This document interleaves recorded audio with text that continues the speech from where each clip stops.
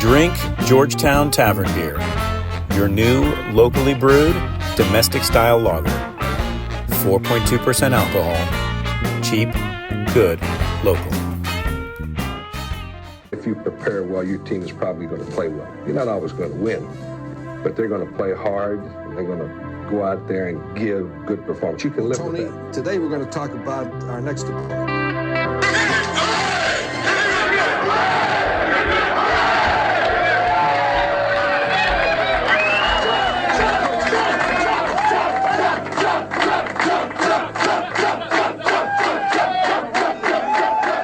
Chuck Knox, the former Seahawks coach, he brings us in as he always does every single Friday. Last word with Bob Condotta of the Seattle Times. You can follow him on social media at B Condotta. All brought to you by Georgetown Brewery, makers of Manny's Pale Ale, Bodhisattva, Rogers Pilsner, and their new, it's been around now for over a year and a half, their Tavern Beer. Tasting Room Beer Garden open daily from 10 a.m. to 8 p.m. Visit them at georgetownbeer.com.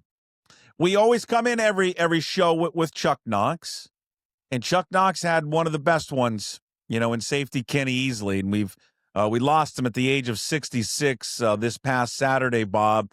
He was, for some who didn't get to see him play, and you from a younger audience to describe what Kenny Easley was, I tend to always say, and I think a lot of people use it, maybe for new Seahawks fans. If you took Cam Chancellor and you put him and Earl Thomas together and just created a player, like that's kind of what he was like. He was physical, he was big, he was fast. He had the best shoulder pads in the world, Bob. But he was just a heck of a football player. Yeah, you're exactly right. And I was thinking exactly that as you were asking that. I was like, that's the exact comparison I've made. He was enough of a playmaker. He returned. He had 10 interceptions in 1984 when he was NFL Defensive Player of the Year, returned 2 for pick sixes. He returned punts for a while, which everybody regretted probably because that was how he got hurt initially, was returning a kick. But he was just a phenomenal athlete. I was reminded, I sadly had to write an obit about him on Saturday and doing some research during the day. And he punted for a game at UCLA when he was there. Apparently something happened with their punter and they had him come in and punt. And, he memorably blocked a punt on special teams when he was with UCLA. One of his first big moments there to beat the Huskies in a game in kind of a famous Husky game in 1978. But yeah, he was just a great athlete, became a really good golfer in his, once he was done playing. But yeah, I actually was lucky enough to cover his Hall of Fame induction in 2017. The one time I've covered one of the Seahawks Hall of Fame inductions, and it was really nice to see. I know people, and I had to write about it too in the story. You sort of have to tell his story accurately. You have to tell about sort of the estrangement he had from the team and what happened there. But he had definitely come full circle on that. He had mended fences with the organization. Some of that was due to his family. He talked about, his family was like, Dad, this would be a great thing for us to be able to participate in this with you and share your football career with you, since they weren't around for it the first time. But to be at the Hall of Fame, be at the retirement number ceremonies and stuff like that. He had kind of gotten ill in the last few months. He had not been out here for the 50th anniversary or for the 50th team stuff they did for the Tampa Bay game. And unfortunately, this wasn't completely unexpected. He had several kind of health issues through the years. But yeah, he was kind of a prototype new safety there in the 1980s. He and Ronnie Lott, who went in the same draft. And, the story was always that the 49ers were going to take Kenny Easley if they hadn't taken Ronnie Lott. And they had done all kinds of research on Easley, thinking the Seahawks were probably going to take Ronnie Lott, and they switched it, but you weren't going to go wrong either way. Yeah. Yeah. One of the best. If you never saw him play, do yourself a favor, pull up some YouTube highlights and just watch him hit. How fast he was, physical, just the complete package. And then you're going to be blown away with the size of the man's shoulder pads. No one wore bigger shoulder pads than the great Kenny Easley. All right, let's get to the Seahawks. They are heavy favorites this week against Tennessee, 13.5-point favorites. For you gambling addicts out there, you probably know this out there, that the Seahawks, they're the best team this year in covering the spread, by the way, and the Titans are the worst team in the NFL. So this is maybe a get-right game for all of you out there. they'll want to make up some money. This seems like a get-right game for one particular guy, and that would be Sam Darnold, coming off a very rough outing against the Rams. And I think everybody, Bob, acknowledges doesn't really matter what he does against Tennessee or in the next few games. It's going to be, what is he going to do and perform in that rematch against the Rams on December 18th. You've observed him this week. How has Sam Darnold carried himself in your eyes? Yeah, he's been the Sam Darnold I say always in the 3 or 4 months he's been the Seahawks starting quarterback here, but that we've seen the whole time he has been with the Seahawks. He is a very even-keeled personality. That's something, everybody said from the start was one of the things everybody liked about him. He doesn't get too high. He doesn't get too low. He's, sort of approaches every day the same. So I don't think he's wavered on that at all. And I think you saw that with how he rallied the team on those last couple drives on Sunday. I think that's kind of the answer a little bit to how is he going to respond. I mean, he had to respond in the moment there, and he almost brought him back to win the game. So, I think that speaks kind of volumes about him, and I think that helps answer the question of what you're going to see coming forward. But I'm never a believer that style points matter in the NFL. It is really hard to win NFL games. This isn't college football where you're playing some team that you should just be physically better than. That you're almost never just physically better than some NFL team, and you can just kind of dictate the score.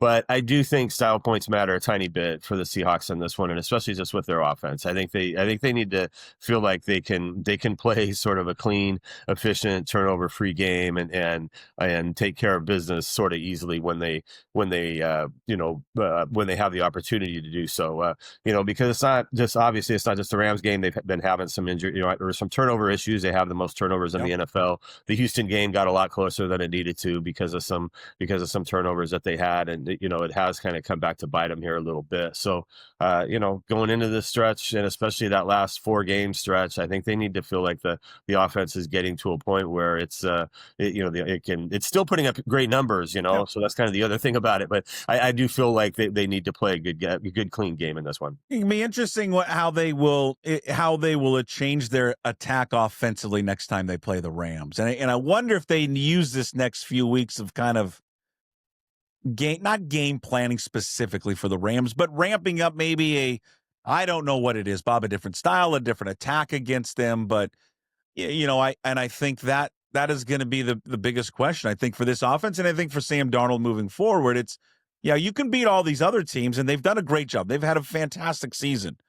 But that one team they need to get through is the Rams. And I think you can look at it, I think, 2 different ways how they performed, a week ago. One would be, the glass half full and say, hey, we almost beat them despite turning it over 4 times. I guess the glass half empty would be, yeah, but I mean, do we trust the quarterback in a big game? And that just seems to be a narrative, good or bad, right? That just doesn't seem like it's going to go away anytime soon for him. Yeah, definitely. It was the one going into the game was the couple of games against the Rams last year, and then Detroit as well. He basically played with the Vikings. He lost to 2 teams last year, but he lost to each of them twice. So they each kind of had his number. They reached good, really good teams. So that definitely became the narrative following him. I think that was played into a tiny bit into Minnesota's decision. I think Minnesota's decision was probably largely just J.J. McCarthy and them wanting to go with him. But I do think I played into it. If they'd have gone to the Super Bowl last year, it would have been really hard to have made that same decision. And so when they didn't do that, it made it a lot easier to, move away from Sam and give it to J.J. McCarthy. Kind of looking my view on the Rams game a little bit and what you would want to do next time going forward is, if you can get the running game going a little better, so you can take some of the pressure off.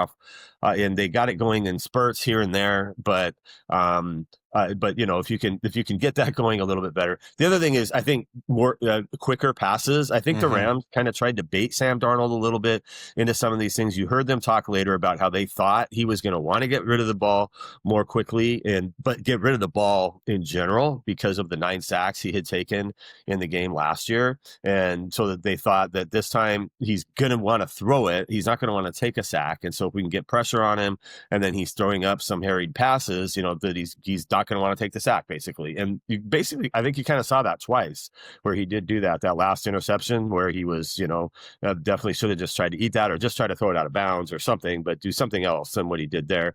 And then even the one on the sidelines where he was getting hit as he threw it, maybe that's one as well. If he could have read that coming a little more quickly and just kind of dirt that ball or something like that too, and don't throw it up for grabs. But I think they thought, if we can pressure him, he's going to want to get rid of it. He's going to throw it up for grabs a couple times. And I think that was their game plan. So the Seahawks need to counter that if they can, maybe just quicker passes or, Sam's got to read that stuff a little bit better to get away from it. But, and then I still think the Achilles heel for this team, for as good as it is just the running game. I do feel like to get through the gauntlet of the playoffs, they're going to have a game there maybe where they can rely on it. And I think to win the NFC West, they're probably going to have to do that too, to get through the rest of the games they have. You think they'll start altering the number of carries? I think McDonald hinted at it this week. Maybe we see more of a bulk of Walker moving forward, and it would just lead you to believe that they didn't really want to. They wanted to have the carries be split in the beginning of the season, not to wear him out. And I get it. I get the line of thinking. A guy that's been dealing with injuries, but I guess do we think his workload now increases starting this week against Tennessee? At least that's what it came across from Mike McDonald. Yeah, I mean, the thing with this specific game is if they do take a big lead, then it might not. When you look at the box score on Monday, if they do kind of get this one comfortably the way the way they ought to be able to, maybe then it might not look right that way. Yeah. But I do think in general there's been a little bit of a split, right, in how they've used Walker and Charbonnet, and it's really clear like Charbonnet's been the short yardage guy and the red zone guy and stuff like that. And I think it's maybe more using Walker more in those kind of situations. I think they felt like that's a really good use of Charbonnet's skills of just running between the tackles. He hits it quick. Walker, as we all know, has a little bit of propensity for wanting to try to bounce stuff outside sometimes and try to make something more out of things and sometimes turning it into less and things like that. And, I think they've tried to get Walker out of that. So I think you've seen Walker kind of get more carries on first down and things like that and in non 2-minute situations. But I thought in that, I didn't take McDonald's thing as just carries because he made a point to talk about Walker as a receiver and how, I think he had 3 receptions for 44 yards in that game and the good job he did as a check down receiver in that. And so I think they like that aspect of it too, that he is a guy that if you can just, on some of those, if the other team's bringing everybody, if Sam can just get it to Ken Walker with one guy to beat on the side of the field or something like that, that's a potentially great situation. So again, I don't know that this necessarily means he's going to get 25 carries, but I think his overall, the way they use him could just increase some. All right. Well, we've got to get to the biggest story of the week, and the good news coming out at least yesterday. He was limited in his participation in practice. I talked to Mike Garafolo of the NFL Network on Thursday's show. His line was they dodged a bullet with the Grey Zabel potential injury. Boy, it sounds like if he practiced yesterday, Bob, there might be a good chance Grey Zabel sees the field Sunday against Tennessee.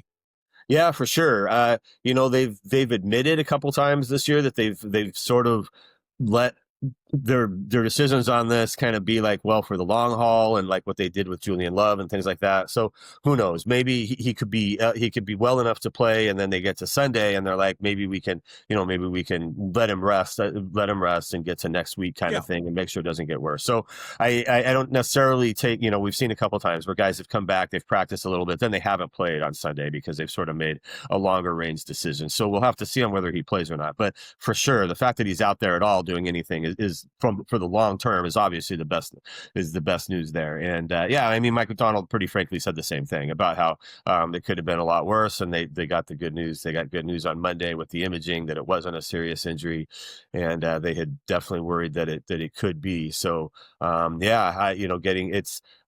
getting Christian Haynes, it's interesting. He's sort of a guy they made a decent amount of an investment with the 3rd round pick last year, and this is maybe a chance where they're forced to use him a little bit and see what they can get out of him. And that the one drive he had to play, you couldn't have asked for a tougher situation to get thrown into, and he certainly, those are hard ones to grade when it's so chaotic like that, and you're kind of running a different kind of offense than you're usually going to run. But it was at least good for them if he does have to play this week that he did play a little bit last week, so he'll know a little bit. He'll be a little bit better prepared for it. On the injury front, though, news again continues not to be good for Tory Horton. Doesn't look like he's going to play again, and again, he just has not been healthy all season long. Yeah, you're right. He kind of entered the season a little bit. He was healthy for about a month there. He had a good stretch when he did do some things. He still had the five touchdown catches, but yeah, and unfortunately, this was a little bit of his MO and somewhat of why he did fall to the 5th round was the health concerns and just he's not the biggest guy maybe in the world in terms of handling or in terms of enduring NFL punishment, things like that. The a 17 game season it can be a lot to get through. The good news is this is where Rashid Shaheed comes into the picture. And so at least they do sort of with him in there, they kind of have an able replacement for that now. And you basically have your top 3 receivers and then you fill it out with the guys at the bottom of the receiving thing of how many you want to have out there. So, they've kind of gone with 4 a couple of times here now, I think. So they could easily do that again. And they have Shaheed as a returner, obviously, as well. And you have Cody White, again, who can handle some of that stuff too. And that's the good news is they sort of have it. They sort of have a plan B there for how to replace him.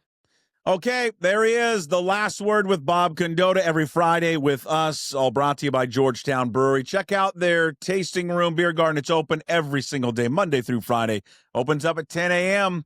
and it closes at 8 o'clock. Try all their great beer, Bodhisattva, Tavern Beer, Pilsner, Rogers Pilsner, and, of course, Manny's Lucille. They got it all. Great beer selection for one and all. Safe travels to Tennessee. We will not talk to you next week at our regularly scheduled time. So let's get together. We'll figure out maybe a time we can maybe record something before Friday or Thursday or Friday. Happy Thanksgiving, Bob, to you and your family, and we'll catch up with you next week. Okay. All right. Thank you.